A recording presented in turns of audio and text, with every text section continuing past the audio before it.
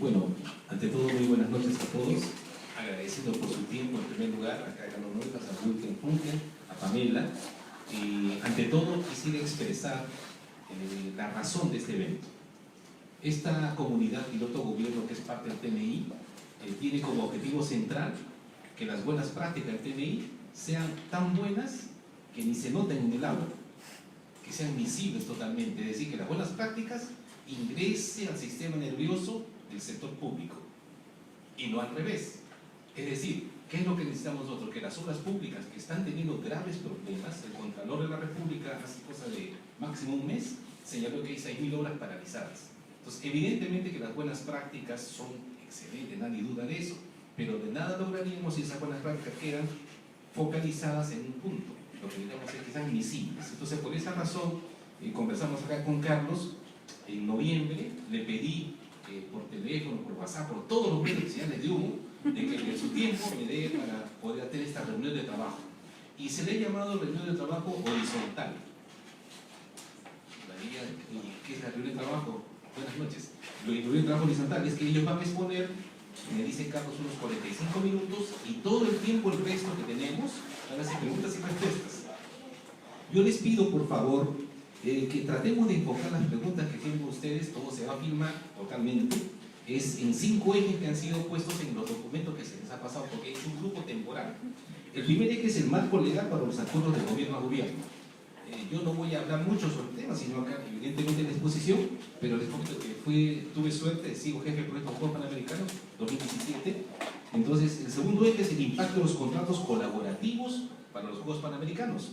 El tercer eje es la necesidad de la PMO y la gestión de riesgos. El cuarto eje es la importancia del capital humano. Ahí me quiero parar un minuto.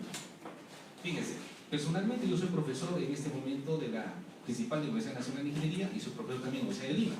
Acá está otro profesor que justo, no sé si hay más profesores de la Universidad de Lima, pero les comento rápidamente. La Universidad de Lima tiene un programa de formación en ingeniería civil que yo creo personalmente que es el líder en este momento. ¿Por qué? Porque en este momento están en el 6º semestre y los señores llevan el BIM en todos los semestres. Y el BIM va a ser una cosa como el Excel, que es para cualquiera de nosotros. Entonces, eso nos da una garantía de otra cosa y además ven contratos colaborativos y otras cosas más. Entonces, el capital humano, personalmente, yo considero personalmente que es un riesgo. Y justamente esta comunidad piloto gobierno lo que trata es de lograr que eso se revierta. Y finalmente, las lecciones aprendidas que se han tomado en los Juegos Panamericanos. Entonces, con eso, yo dejo acá a Carlos Noivas para que haga la exposición correspondiente y luego, repito, le dan las preguntas. Carlos.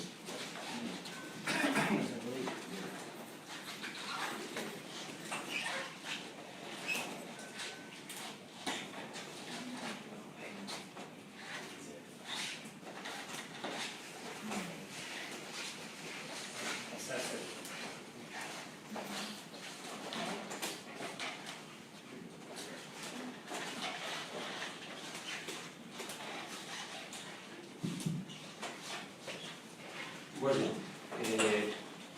muchas gracias Rubén por la invitación, a David también por abrirnos la puerta de su casa y gracias a ustedes por venir.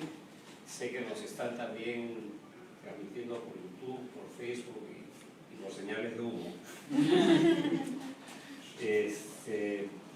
Son las que funcionaron cuando ya Rubén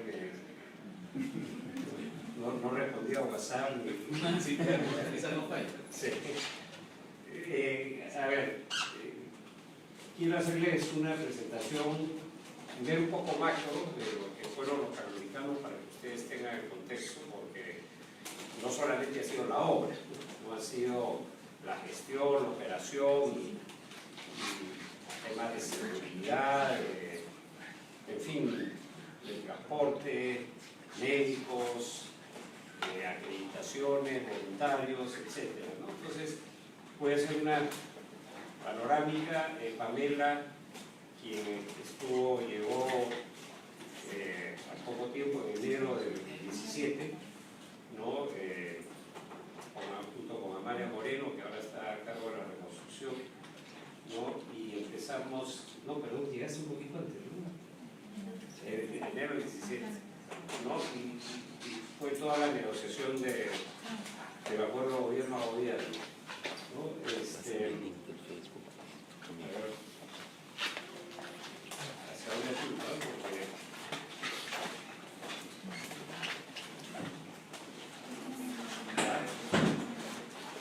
acá está. Entonces, tengo un video.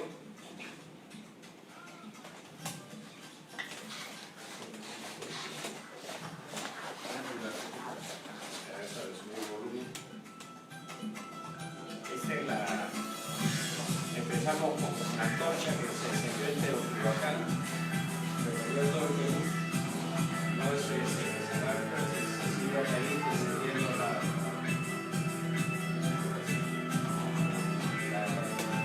llama mexicana.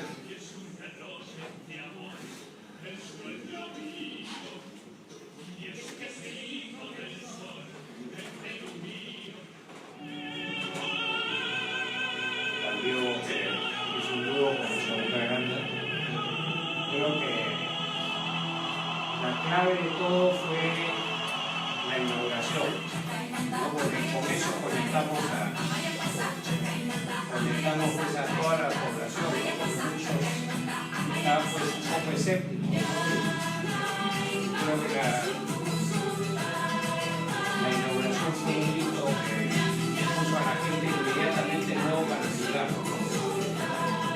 La cantidad de medallas, todos los deportes, nadie se queda. Las medallas en la tabla, Cristian Pacheco.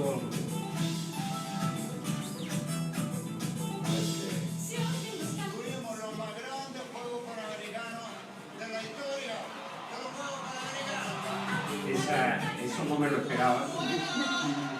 Me uniré en la tierra contigo.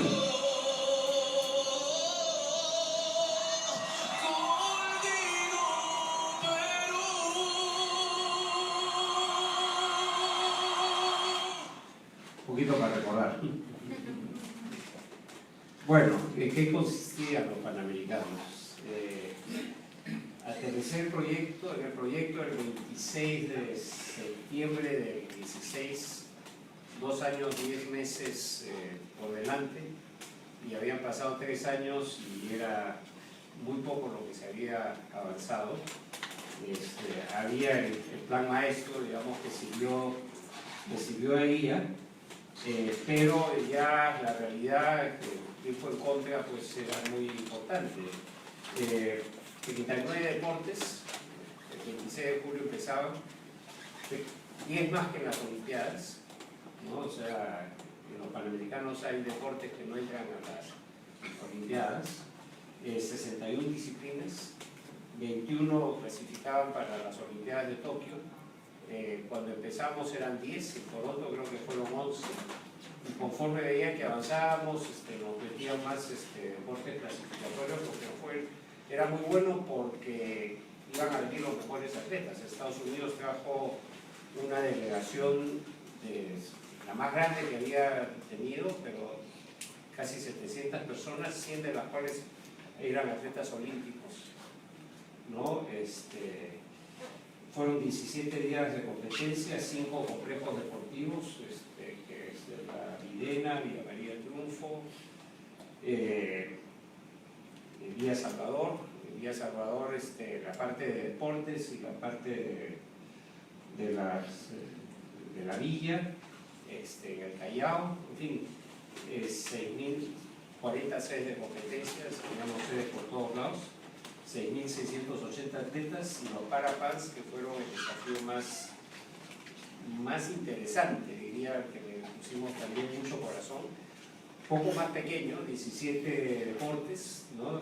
18 disciplinas, 13 clasificaban para Tokio, 10 días de competencia, 1.890 atletas. Se estima que los Juegos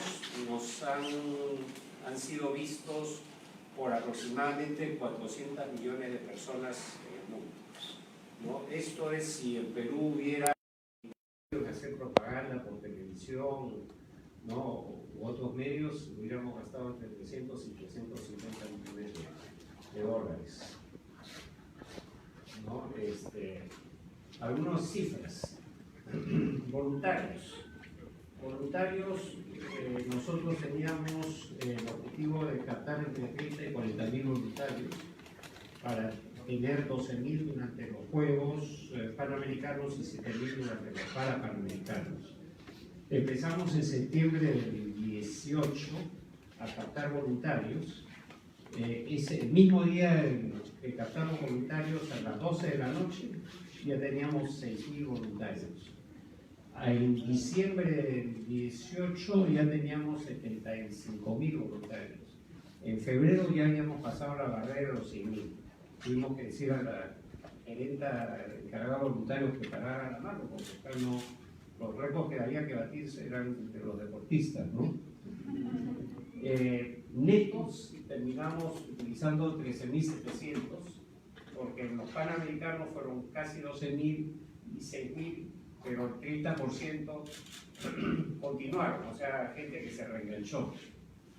Pero capacitamos a 29.000 personas en voluntariado que hicimos con Naciones Unidas y que ellas han quedado pues, para el centenario, etcétera, ¿no? Hemos tenido 1.000 horas de transmisión en vivo.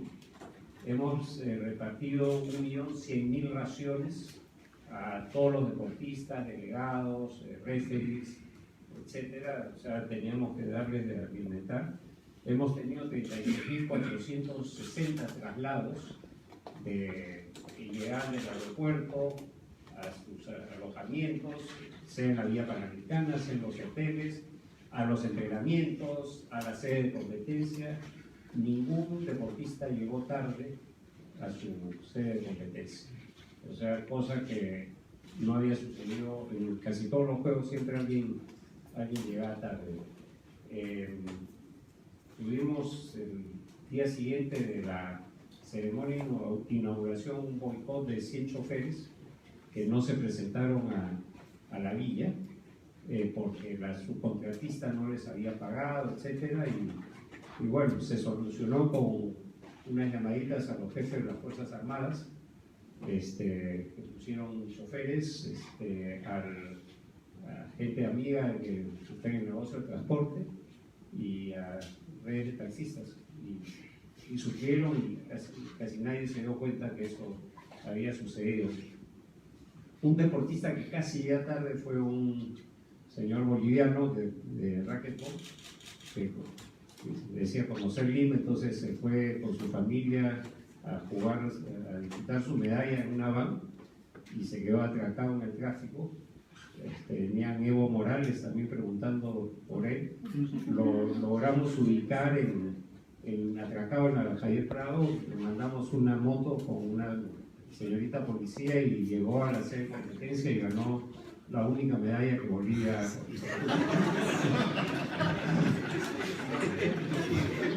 Hemos tenido 5.244 atenciones médicas, ¿no? De todo tipo. Buena parte de ellas a los dirigentes, incluso una más o menos complicada, un dirigente de México que tratando de tomar una foto retrocedió, no se dio cuenta que hay un pequeño desnivel por la vereda, se cayó y se rompió la cadera, ¿no? Se lo llevó a la clínica del Gao, se lo atendió, lo operaron, se lo llevaron a México y bueno, ya nos hemos enterado que ya está bastante mejor. Hemos tomado 2.300 muestras de dopaje y dentro de esas muestras 15 dieron positivo. Y bueno, les adelanto la noticia. En Toronto, Perú perdió una de oro y una de plata por tema de doping. Hoy día hemos ganado 2 de bronce por temas de doping, o sea, de 39 medallas hemos pasado a 41 medallas, ¿no? Habrá que darles una ceremonia especial a los chicos, ¿no?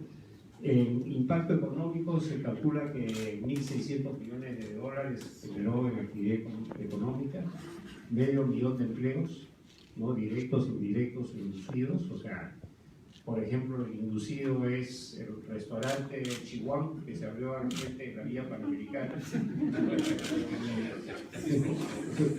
No, que funcionó con éxito.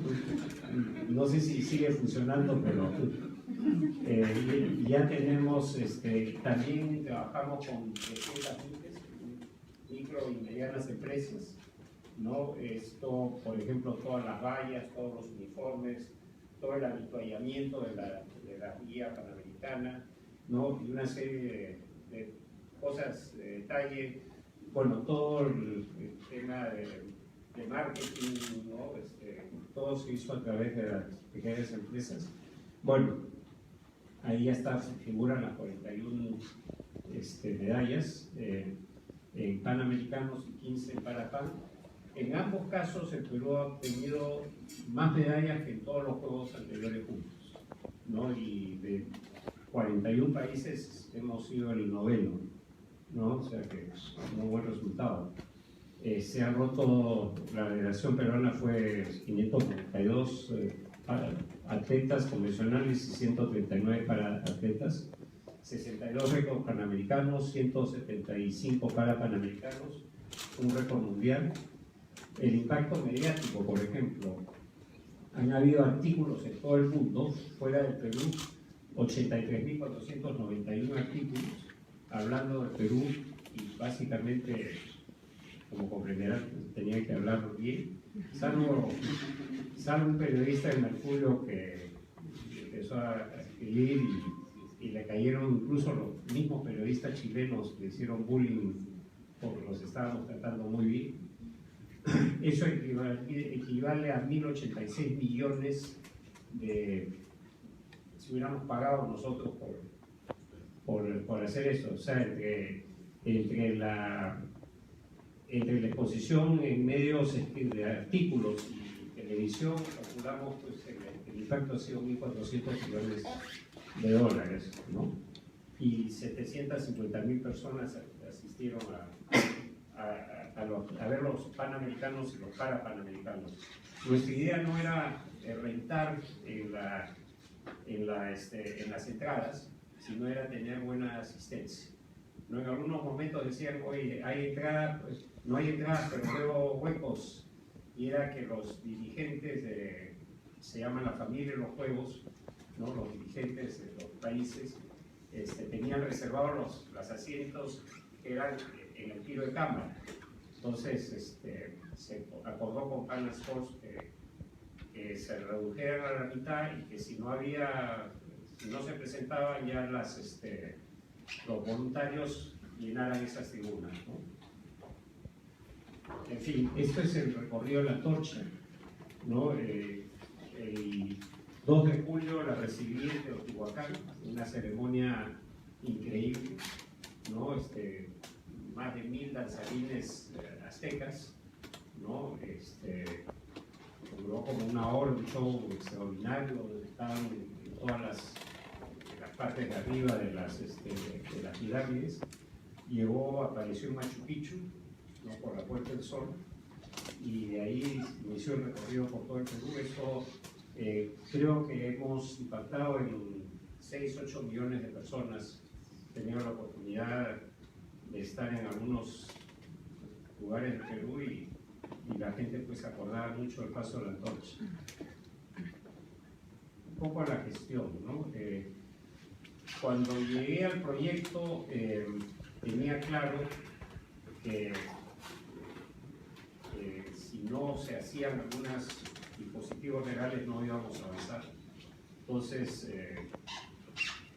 ya conversando con el presidente Kuczynski en ese momento, primero nos garantizó los fondos, ¿no? que iban a durar hasta el final, o sea, y luego algunas cosas como licencias automáticas, la posibilidad de tener acuerdos de gobierno a gobierno, ¿no? Esto se invitó a 4 países, en coordinación con la Contraloría de la República, a los 4 países que habían hecho juegos, y era Guadalajara, o sea, México por Guadalajara, Londres, Reino Unido por Londres, Canadá por Toronto y Brasil por Río, ¿no? Brasil y México no tenían posibilidad de acuerdo de gobierno, sí tenía Canadá, ¿no? Y lo que perseguíamos nosotros era un acuerdo de gobierno para gestión, no para que ellos, para que sus empresas participen, ¿no? Ya estando en las negociaciones con Canadá, que se tornaron bastante fuertes, apareció el embajador británico diciendo que gracias al Brexit podían hacer acuerdo de gobierno, lo cual lo hicieron más barato. El número uno, énfasis en el legado, ¿no? Y luego también la transmisión de conocimiento. Y eso ha funcionado tan bien que ya mucha de nuestra gente está en el Expo Dubái, se ha ido a Arabia Saudita y está en la lista para ir a Tokio y también de Chile, entiendo que tiene que estar interesados. Después podríamos, las Fuerzas Armadas, poder iniciar obras. Normalmente en el Estado pues uno tiene que hacerla de un solo paquete de demolición, excavación, etcétera, y con Fuerzas Armadas podíamos avanzar en lo que es migración de terrenos. Eso fue muy útil.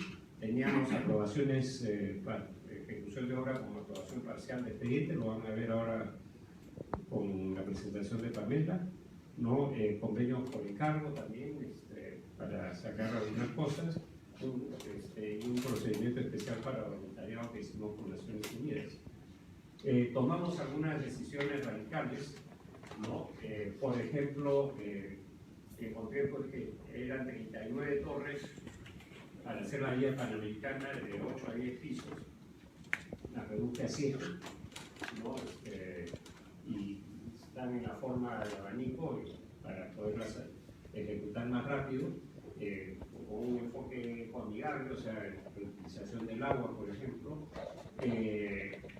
Eliminamos un polideportivo, había 3 en el plan maestro, lo eliminamos, racionalizando los deportes, ¿no? Y uno que iba a estar en San Isidro, donde el suelo de San Isidro puede ser una desgracia, un tercio relleno, como se acuerda, nos fuimos a Vía Salvador en el espacio que habíamos ganado al hacer menos torres.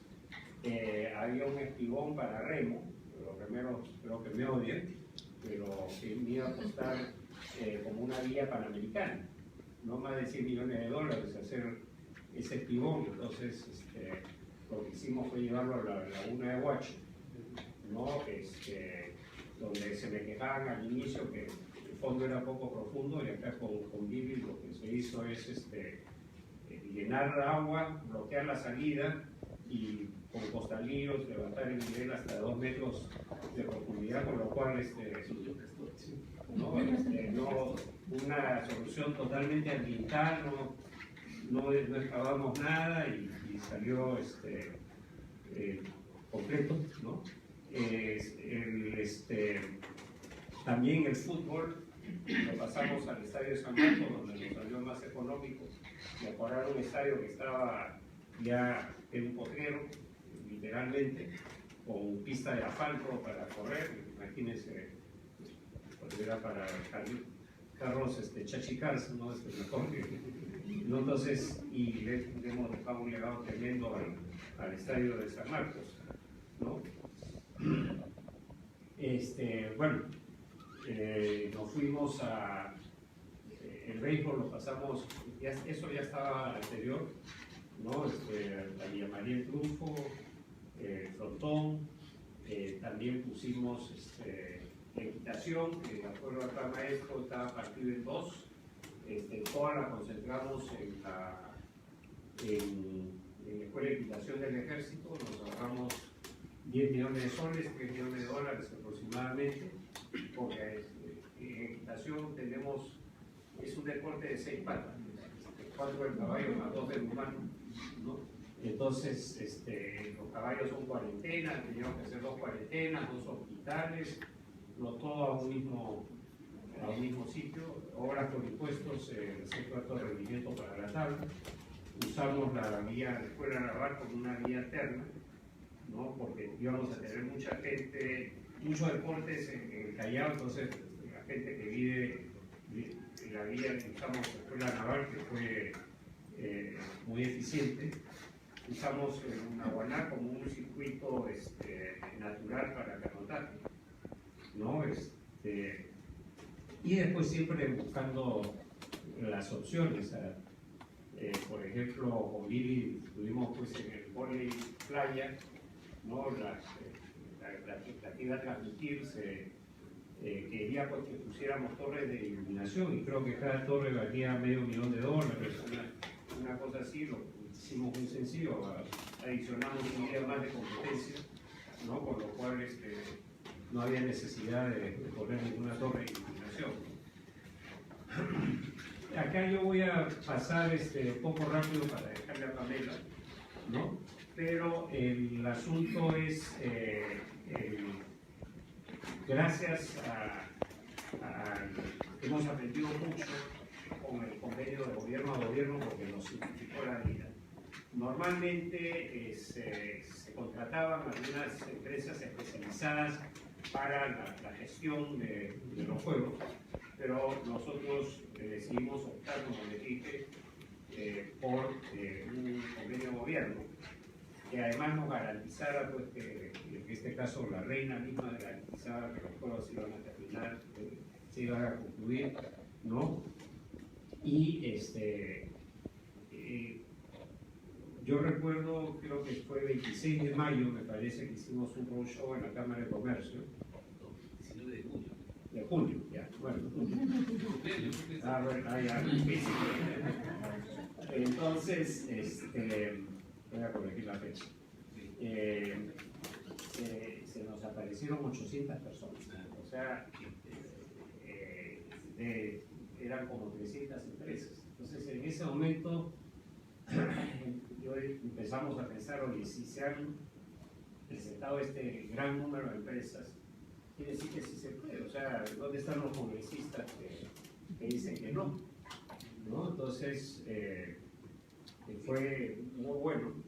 Y para la primera licitación que se hizo de la Vía Panamericana, que ganó Beto de Salto, se presentaron 44 empresas. Y ese fue el promedio de las 5 licitaciones grandes con las que trabajamos. Entonces, ¿y qué pedíamos para la presentación? Primero, un compromiso, una carta de integridad, que no está en cursos en ningún tema problemático, ideas o derechos parecidos, ¿no? O sea, dictámenes de auditoría, estados financieros debidamente auditados por empresas tipo Deloitte, ¿no? O sea, no de la lucha que hay en el Estado, pues, ¿no? Y de ahí las propuestas debían contener, pues, criterios de innovación, experiencia, cómo habrían manejado los temas laborales, los conflictos, y que ofrecieran, pues, plazos razonables. Entonces, todo eso dentro de la competencia se produjo, y además todas las licitaciones, toda la información era a través del portal. Nada, y se prohibió el contacto directo con las personas representantes de empresas. Eso fue todo a través del portal, ¿no? Entonces, creo que incluso tuve que en algunos casos pedir que se separaran algunas personas del proyecto, que ya no trabajaran. No quiere decir que hayan hecho algo incorrecto, pero se dio una orden de 0 contactos y hubieron contactos, chao, ¿no? Y además no había forma de poder intervenir porque todo era a través del portal, o sea, no había mucho mecanismo. Ahora, siempre era el valor por el dinero, temas de incentivos por cumplimiento de fechas, por hacerlo por debajo de los plazos, por ahorros, en fin. estos contratos que también tienen alertas tempranas. En fin, este es un poco cómo han sido los en otros países. Nuestro proyecto, bueno, Guadalajara, era $300.000, pero le salió 1.000 millones.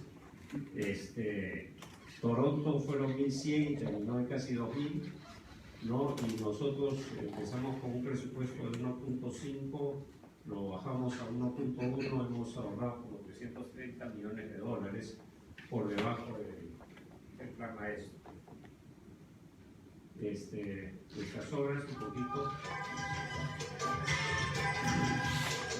Esta es la línea panamericana donde se hacía nuestro lugar funcionando, fue el hotel más grande, el tercer hotel más grande del mundo. Entonces, es el Polideportivo Villa Salvador, que iba a estar encima del acantilado. Lo hicimos a las 2/3 partes del costo previsto. Este se llamaría el triunfo. Todos los céspedes son artificiales. O sea, esto también en un ambiente pues, seco. Esto funcionó perfecto. Ese es el centro acuático. Es el campo de rugby que se adaptó para fútbol, para los Parapas. Es la cancha de hockey, ¿no? El frontón, ahí que tuvimos 2 medallas de oro. Es el Polideportivo de Callao, que ahora está empezando para la Liga de Golf. Una torre de 6.000%. Esta es la pista auxiliar de Argentina. Abajo están las calles de estacionamiento. Ese es el centro acuático, ¿no? Que las piscinas son portátiles, ¿no? Entonces, hay un tema de solución del problema de vientos y de atletismo. Echamos el velódromo, esto ya está. El viento venía de sur a norte, evitaba competitividad a la pista de Argentina. Entonces, con la ayuda del gobierno británico, hizo un análisis de los vientos que nos remueven y se diseñó la situación ventosa con algunas condiciones barreras para neutralizar el efecto del viento en contra. La pista de es la misma que está yendo para Porto. Este es el conductor de nivel grado que lo volvimos a techar, le pusimos butacas.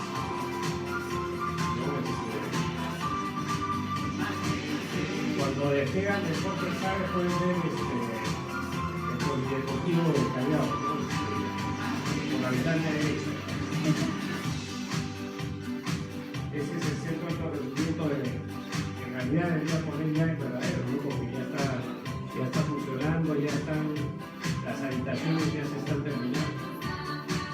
Y bueno, ahí tuvimos 7 medallas, 3 de oro, 3 de plata y 1 de bronce. Nuestra gente, ¿no? Rapidito. Esto fue en 2016, hay una pequeña línea de plumón ahí que éramos 30, 40 personas y fuimos creciendo, ¿no? Hasta estar en aproximadamente 2.100 personas, ¿no? Estos eran los que trabajaban directamente, hay que agregarle los voluntarios, las personas que trabajaban por terceros, o sea, todos los periodistas, la seguridad. Se movilizaron 23.000 policías y lo curioso del caso es que el índice de rotación era 2.1%, ¿no? Prácticamente al final nadie quería irse y sabíamos que tenían, ya en esta época tenían que buscar trabajo, ¿no? Ya muchos se han empleado. El otro día me llamó un muchacho y me dijo estaba ya trabajando, que gracias a que había puesto una línea que había trabajado los panamericanos, el empleador le empezó a preguntar los panamericanos y el entusiasmo y lo contrataron. Ya depende de él adentro.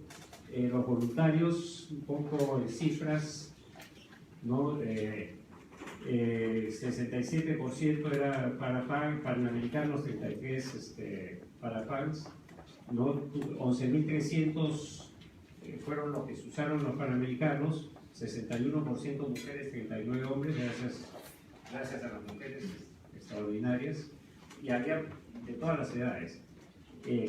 Un 30 y tantos % se transfirió también a los Parapans, ¿no? Tuvimos 376 menores de edad, o sea, entre 16 y 18, 560 personas mayores de 55. Había profesor de la uni jubilado que tenía como 82, ¿no? Y digamos, tuvimos también como 600 que vinieron del exterior, ¿no? Bueno, esos son más números sobre los voluntarios, ¿no? El compromiso ambiental, tratamos de hacer segregación de desechos, la utilización del agua potable, digamos, un servicio de limpieza, teníamos un sitio para la huella de carbono, en fin, se calcula que se dejaron de talar 1.500 árboles, ¿no? Legado, acá hay legado urbano, legado deportivo, legado social y legado económico. No piense la gente que es solo un legado deportivo. Claro que la juventud está más involucrada en los deportes. Muchos medallistas tenían sus escuelas de karate, escuelas de frontón, etc. Y me dicen que están llenos de chicos. La gimnasia, por ejemplo, ha explotado, ¿no? Entonces, esto, el hecho de los voluntarios, por ejemplo, ha sido un legado bastante importante. El tema, por ejemplo, las pistas, ¿no? O sea, si no hubieran habido los Panamericanos, no se hubiera hecho el viaducto de Armendáriz, la auxiliar de la Panamericana Sur estaría pues hoy día en pura tierra, la Pachacute, que si bien se está demorando, por lo menos ya se va a terminar, la Mariátegui para Liamarí el tiempo, el hecho, por ejemplo, de las micro y pequeñas empresas. Hay muchas empresas que gracias a los Panamericanos han empezado a exportar. La policía, a través de Perú Compras, también para sus uniformes los están contratando, y creo que ha sido bueno. Las mejoras urbanísticas, va a haber un impacto ya alrededor de la vía panamericana, que tenemos ya un plan, un master plan tentativo, ¿no? Para qué hacer con todo el terreno que hay y la colocación, en principio, Fuerzas Armadas y entidades del Estado por los fondos para hacer la venta masiva, y luego las ventas ya más puntuales, porque si tiramos 1.096 departamentos al mercado, se van a demorar pues un montón de tiempo en ser construidos, ¿no? Luego, todas las obras son accesibles. Cualquier persona en silla de ruedas puede circular por cualquiera de las obras sin ningún problema, ¿no? Entonces, lo que esto también ha logrado es que los municipios también se estén concientizando, pues, que, por ejemplo, en lugar de hacer rampitas donde pasa en una esquina una silla, pues que haya un chaflán, digamos, donde puedan, el que esté en la silla de ruedas pueda escoger por qué lado pasa, ¿no? El tema, aumentaron los números de vagones de los trenes. El tema, por ejemplo, nosotros no permitíamos estacionamiento dentro de las sedes, no solamente los vehículos oficiales. Este modelo se usó para la final de la Libertadores, ¿no?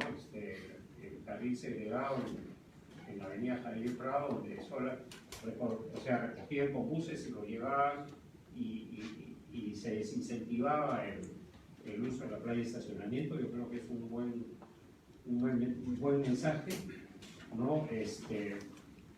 En fin, y las nuevas formas de contratación, ¿no? En fin, luego estamos trabajando, este es un bosquejo, ¿no? Pero para la vía el terreno que se ha hecho pues, ha generado bastantes espacios y ya incluso hay una revalorización en el entorno. En fin, hasta aquí llegué. Pamela, yo creo, Pamela Salas es abogada, ¿no? Ha manejado junto con Amalia Moreno todo el tema de la contratación, primero con los británicos, y ha estado siempre atrás de todos los contratos de. Y luego Billy Funke rematará un poco ya con la parte, digamos, de su experiencia real, ¿no? En fin, gracias.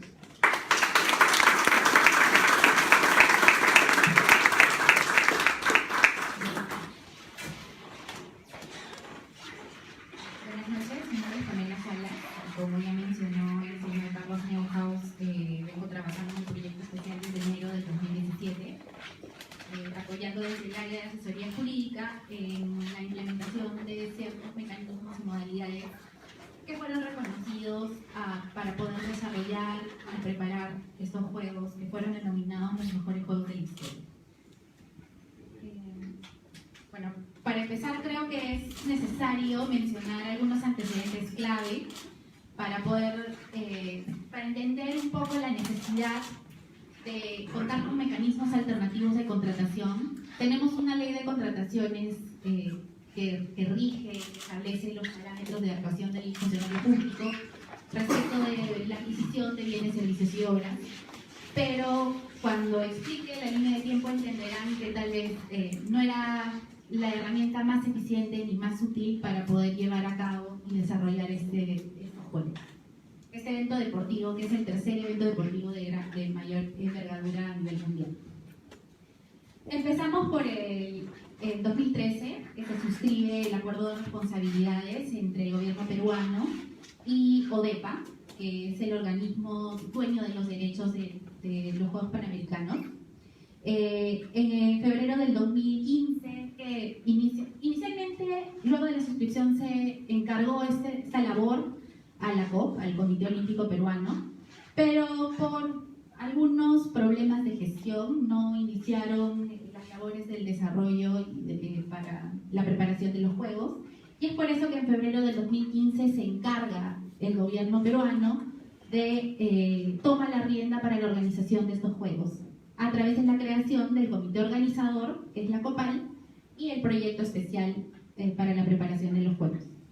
Una de las funciones principales de COPAL, que es el comité organizador, que se le da en la norma de creación, es el desarrollar y aprobar el plan maestro. ¿Y qué es el plan maestro? Es el documento guía que iba a establecer las pautas para el desarrollo de todos los trabajos que eran necesarios para la preparación de los Juegos. En virtud de esa función es que en junio del 2016 el comité organizador aprueba el plan maestro de infraestructura, en el que se establece el monto de inversión, el alcance de trabajo, las obras que eran necesarias y todas las líneas bases que se requerían para la organización de los Juegos. Es a partir de junio del 2016 que el proyecto especial se conoce la magnitud del trabajo que debía desarrollar para poder preparar los Juegos. Junio del 2016, 3 años antes del desarrollo de los Juegos.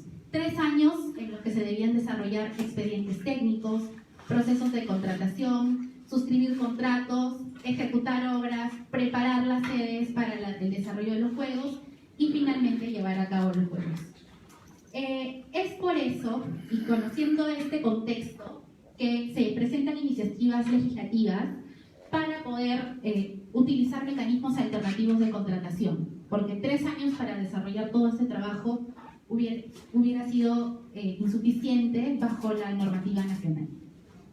En noviembre del 2016 se emite el decreto legislativo 1248, en el que se autorizan diversos mecanismos de contratación, entre los cuales se encuentran el convenio de administración de recursos para la contratación de bienes y servicios, convenios de encargo para realizar procesos de selección de obras, y se incluye también la facultad de poder suscribir acuerdos de gobierno.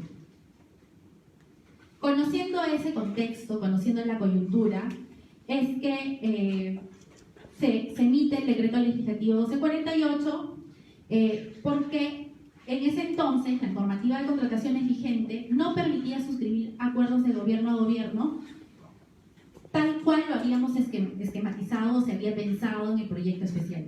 En ese entonces el artículo 5 de la Ley de Contrataciones establecía que la contratación de gobierno a gobierno se podía realizar con otro Estado siempre que este Estado realice las prestaciones de bienes, servicios u obras a través de sus propios organismos.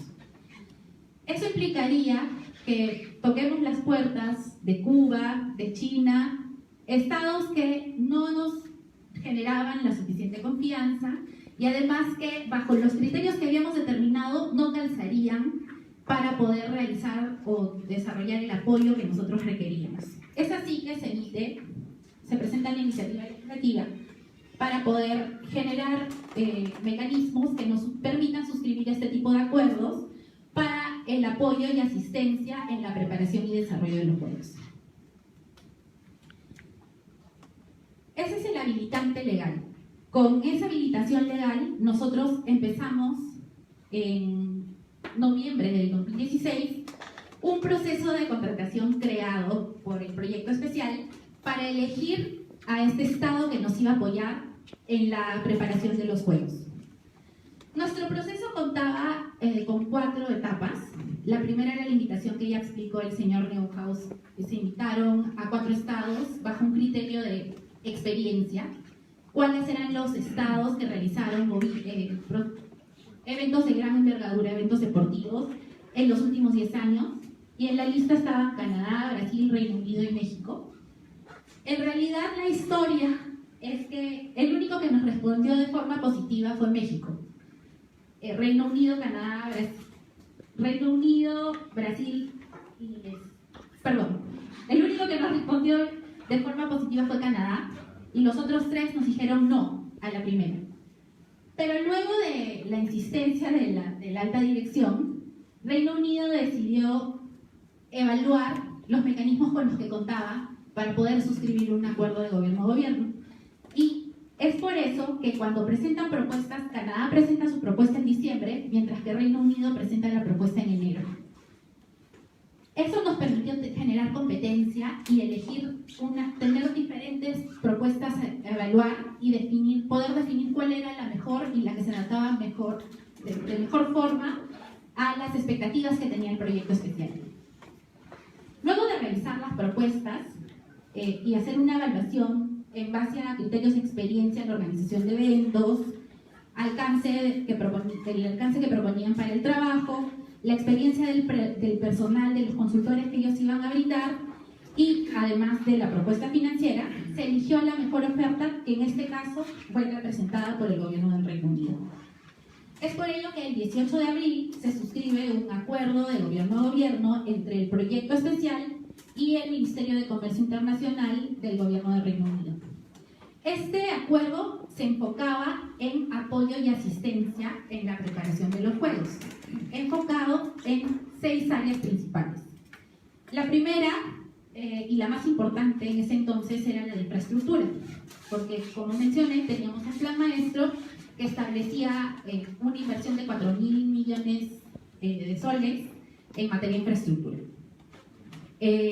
También otra área de soporte fue el área de operaciones, en la cual existían diferentes áreas funcionales, entre las que se encontraba catering, transportes, deportes, etc. También teníamos el área de PMO, que en realidad para el Reino Unido fue una línea roja. Necesitábamos tener PMO en este proyecto por la envergadura, por el monto de inversión y por las líneas de trabajo que existían. El otro enfoque fue el área comercial, la transferencia de conocimientos y la última, que es transversal a todas estas, era el legal, que fue el criterio determinante para elegir la propuesta inglesa. Porque a diferencia de la otra propuesta, en este caso el Reino Unido enfocó todo su apoyo en el tema del desarrollo del legal. Es así que con la suscripción se inicia la implementación del acuerdo y se contaban con 3 fases. La primera fase era la iniciación, que en realidad era la definición de un estado situacional y un diagnóstico de cómo nos encontrábamos en ese momento. Se sabía cuál era el estado gracias al Plan Maestro de junio del 2016, pero se necesitaba, como este acuerdo se suscribió en abril del 2017, se necesitaba saber cuáles eran los avances del proyecto especial. Con ese diagnóstico es que se inicia la siguiente fase, que es el socio de ejecución. En este caso ya existía el destaque de múltiples profesionales, múltiples especialistas en las diversas áreas de apoyo que se incorporaban dentro del proyecto especial para brindar asesoría y asistencia en las diversas materias que se habían definido dentro del acuerdo. Y finalmente se tiene una etapa de cierre, que es un cierre financiero y comercial. Las líneas de apoyo principales son la iniciación de operaciones, la iniciación de infraestructura y los socios de ejecución de infraestructura y operaciones. Esta es una línea de tiempo que marca cuánto tomó el periodo de iniciación en operaciones y en infraestructura. En operaciones tomó 6 semanas, en infraestructura 8. Y con esa información es que se dio inicio al socio de ejecución de cada una de esas áreas de apoyo. Como mencioné, este acuerdo se basa en asistencia y apoyo. Eso no implicaba que el Estado venga con sus empresas a realizar los trabajos directamente, sino que envíe consultores independientes que se iban a encargar de realizar los trabajos en coordinación con Lima 2019. He escuchado muchas veces decir que los ingleses lo hicieron todo. Pues no. En este caso, el apoyo fue in situ, se destacaron a los profesionales dentro del proyecto especial y se trabajó de forma conjunta para poder lograr los resultados que ustedes han podido ver en el mes de julio del 2019. Esto fue parte también de este componente de transferencia de conocimientos y un componente importante del legado, el legado social y el legado profesional.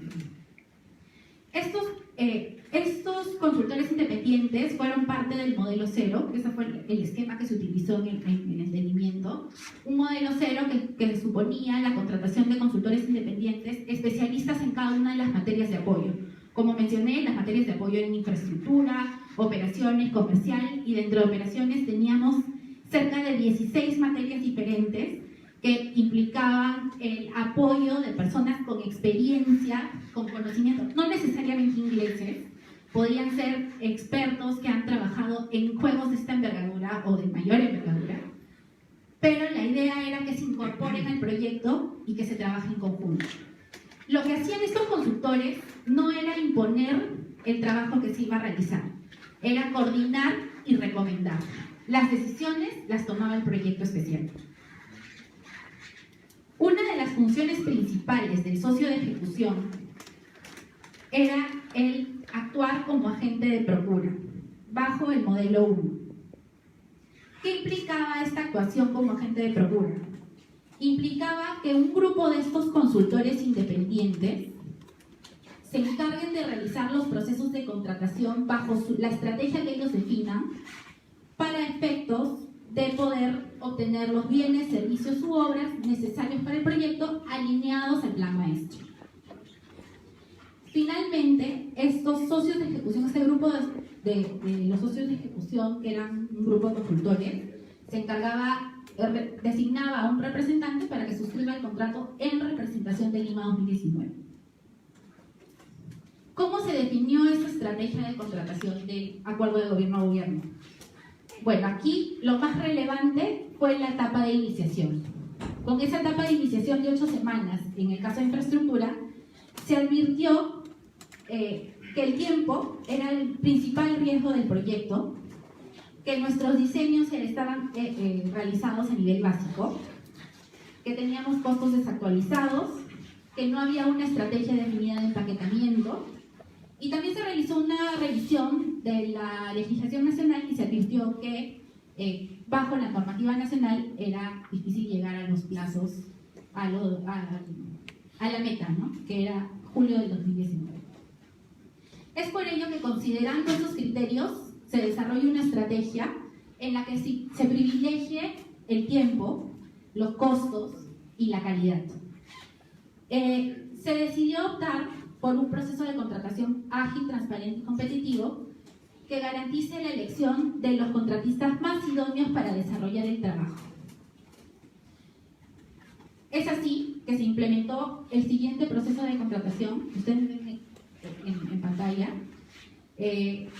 Claro, es un proceso de precalificación clásico, pero se incorporó una etapa previa que incluía el desarrollo de un registro de participantes, la suscripción de un compromiso de integridad y confidencialidad, que implicaba también la presentación de estados financieros de los últimos 3 años con un umbral de ventas netas durante esos tres últimos años, a modo de filtro para definir aquellas empresas que podían desarrollar sin problemas financieros los trabajos dentro de los 3 años. Luego se llevó a cabo una etapa de precalificación en la que se evaluaba la capacidad financiera y la experiencia previa de los participantes, en la que básicamente se contaba con un cuestionario en la que se establecían criterios financieros de seguridad y salud ambiental, de seguridad y salud, de criterios ambientales, gestión de calidad, experiencia técnica y compromiso ético. Luego de realizar esta evaluación del cuestionario, se pasaba a una siguiente etapa, que era la etapa de calificación, pero no pasaban todos, solo pasaba una lista corta de máximo 5 proveedores. En esta etapa de calificación ya se evaluaban las capacidades de los 5 participantes para poder realizar el proyecto que se estaba convocando. Y finalmente se adjudicaba la obra. Ahora, es preciso mencionar que este proceso de contratación tiene ciertas particularidades que lo diferencian de un proceso de contratación tradicional de la normativa de contrataciones. Además de ser un proceso netamente electrónico, creo que las principales características y fortalezas de este tipo de contrataciones se enfocan en la evaluación. La evaluación también es electrónica y en este caso se realiza, además de presentar la propuesta de forma electrónica, se cuenta con evaluadores que no necesariamente están localizados en el país, sino evaluadores que son especialistas en cada una de las materias a evaluarse, que reciben esta propuesta, la revisan, la evalúan, le otorgan un puntaje y justifican ese puntaje.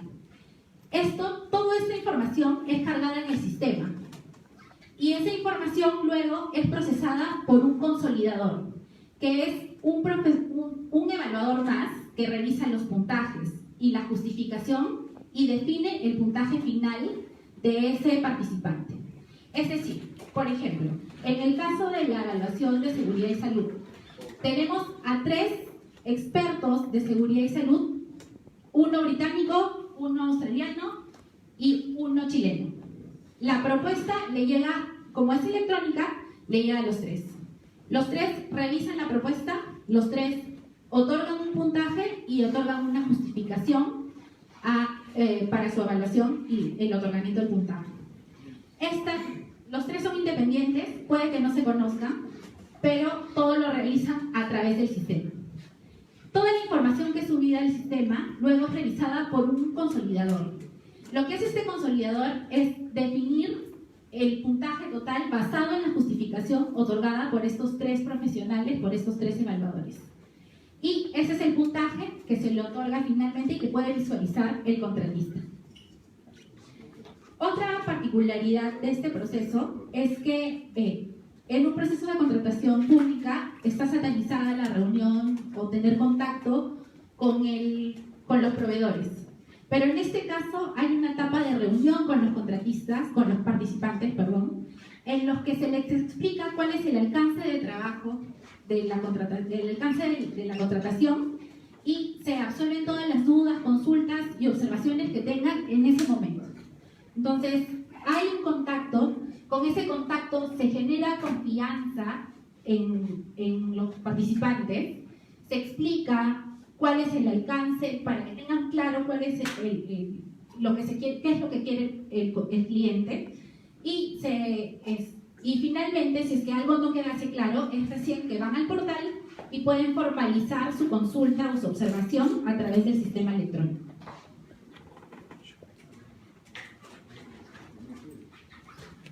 de realizar este proceso de contratación, se procede a suscribir el contrato y el contrato que se recomendó a Lima 2019 en atención a la estrategia y a la evaluación del estado situacional del proyecto fue el contrato NEC opción F. ¿Por qué la opción F? Porque la opción F se aplica en aquellos casos en los que el calendario del proyecto es apretado, que era evidentemente el caso de Lima 2019, en los que no contábamos con un diseño definitivo, en los que no hay experiencia en la gestión y administración de diferentes de los contratos de infraestructura y en donde es necesario coordinar con un número considerable de proveedores. Este contrato no es un contrato de ejecución de obras per se, es un contrato de gestión de contratos, lo que implica que el contratante contrata a una empresa que se encargue de gestionar diferentes subcontratos. Es por eso que la empresa, el contratista, contrata al diseñador y puede subcontratar todas las actividades del contrato. Es más, el core de este contrato es la subcontratación. De forma excepcional, el contratista puede ejecutar directamente algunas obras, pero lo principal es la subcontratación. En este contrato, el cliente se encuentra representado a través del supervisor y a través del gerente de proyecto. De hecho, el gerente de proyecto es la estrella de este contrato porque es el que toma decisiones en representación del contratante.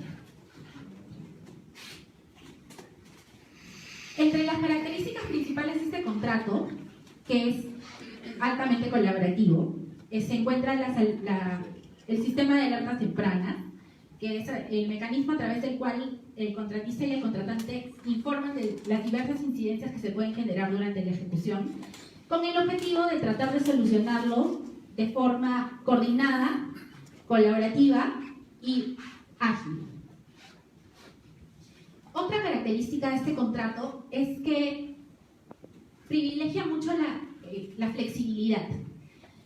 No es necesario suscribir adendas para modificar el alcance del trabajo. Basta con una instrucción del gerente de proyecto a través del sistema de control documentario que es electrónico para que se generen los cambios. No se necesita pasar por todo este aparato administrativo de informes y de verificaciones presupuestales para poder realizar este tipo de instrucciones. Otro punto importante es que este contrato no tiene un monto contractual. Este es un contrato por reembolso, pero claro, existen parámetros y mecanismos para que el monto no sea exorbitante, el monto final. Para ello es importante aplicar el principio de value for money, y eso implica que para cada subcontratación se revise a detalle, y esta es una labor del gerente de proyectos, cuál ha sido la evaluación y cómo se ha determinado cuál es el monto de esa subcontratación. El gerente de proyectos es el encargado de revisar todas las subcontrataciones y aceptarlas, previa a la suscripción del subcontrato. Otras características del contrato que no son menos importantes es que la supervisión es compartida entre los diversos actores, entre contratante y contratista. Esto implica, como es un contrato de gestión, el que asume la responsabilidad frente al cliente es el contratista, el management contractor, y por eso es el que debe revisar y supervisar que los subcontratistas realicen los trabajos de acuerdo a cronograma, de acuerdo a los costos y de acuerdo a lo pactado. Otra de las características de este contrato es que se ha previsto, estamos acostumbrados a penalizar. En este caso, si bien se aplica el mecanismo de penalidades, también hay un mecanismo de incentivos positivos que son los KPIs, los Key Performance Indicators. Estos Key Performance Indicators establecen incentivos económicos siempre que se cumplan hitos de tiempo y de costos. Finalmente, otro tema que creo que es importante resaltar y que apoya y que ayudó bastante a que se desarrollen las obras a tiempo y dentro del costo ha sido el tema del desarrollo de la Junta de Resolución de Disputas. Hubo un intento fallido de la Ley de Contrataciones incorporar este mecanismo como un mecanismo alternativo de solución de controversias, y se cometió el error de tratar de administrativizarlo. Lo que quisimos hacer en el proyecto especial, porque este no es un tema que se ha incorporado de por sí en el contrato NEC, sino ha sido una incorporación del proyecto especial, fue para demostrar que este mecanismo sí ayuda a cumplir los objetivos del proyecto en temas de tiempo. Y se incluyó esta alternativa, este mecanismo, y la verdad ha generado que las controversias sean resueltas a medida que iba avanzando la obra. Finalmente, creo que otra característica importante de mencionar es que el contrato nos permite realizar trabajos fast track, avanzar parte del diseño y también iniciar la ejecución, sin necesidad de esperar a que se culmine la totalidad del expediente técnico para realizar los trabajos. Las ventajas de este NEC en la experiencia de Lima 2019 han sido múltiples, pero quiero resaltar 5 que para mí son las más importantes. El contrato cuenta con un lenguaje bastante claro, entendible, y la verdad fue fácil, no diría que fue lo más fácil, pero creo que sí fue fácil de gestionar por parte del gerente de proyecto, sin necesidad de contar con abogados y con mucho respaldo administrativo. El sistema de alertas tempranas generó una reacción oportuna frente a cambios y problemas en la ejecución. A través del sistema se comunicaban todas las incidencias que podían ser solucionadas de forma inmediata o de forma rápida, solamente con la coordinación entre las partes. También nos generó el contrato colaborativo, este esquema colaborativo, ayudó a prevenir las controversias y los conflictos. De hecho, no se presentaron muchas controversias a la Junta de Cambios y hasta ahora no tenemos ningún arbitraje en curso. Y además, este mecanismo permitió evitar la paralización y la disminución del ritmo de obras. Finalmente, quería explicar un poquito otro mecanismo que nos ayudó y que creo que es complementario al uso del contrato NEC y al acuerdo de gobierno-gobierno, que fue la implementación de una oficina de gestión del programa dentro del proyecto especial. De hecho, toda la información que se generaba a través de los sistemas de control documentario que regula el contrato NEC eran insumos para que esta oficina de gestión del programa pueda generar sus controles y sus trabajos de monitoreo. De hecho, esta oficina de gestión del programa era el panel de control de todo el proyecto y se encargaba de realizar una verificación del cumplimiento de las líneas base, de alcances, de tiempos y de costos de forma transversal en todo el proyecto especial. La idea de este panel de control era verificar que se cumplan, que no existan contratiempos durante el desarrollo del proyecto, no solamente en el tema de infraestructura, sino en general. Por ejemplo, si había un retraso en la ejecución de las obras, se generaba automáticamente una alerta a la oficina de operaciones que tenía que también verificar y conocer ese riesgo para tomar las acciones necesarias, de modo que la implementación de la operación también se adapte y se adecue a este retraso.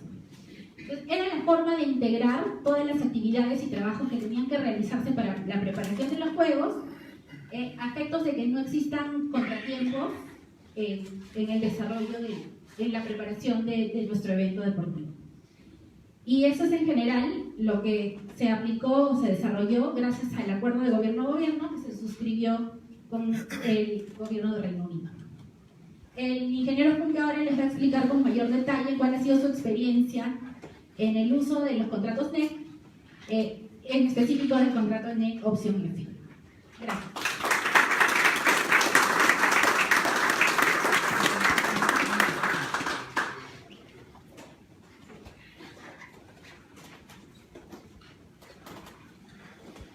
Bueno, mi presentación dura exactamente 1 hora 48 minutos, pero la voy a tratar de reducir un poquito.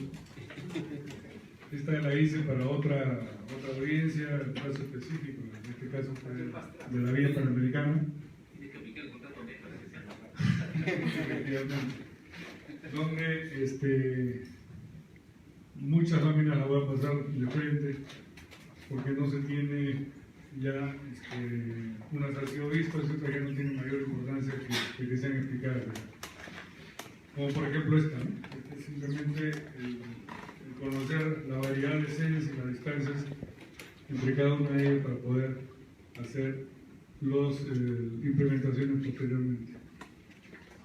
Me voy a concentrar en el contrato MEC, en el caso de la Vía Panamericana, donde, como ya dijo Carlos, de las 44 hectáreas que teníamos de terreno disponible, estaban prácticamente todas ocupadas con la disposición que se había puesto inicialmente.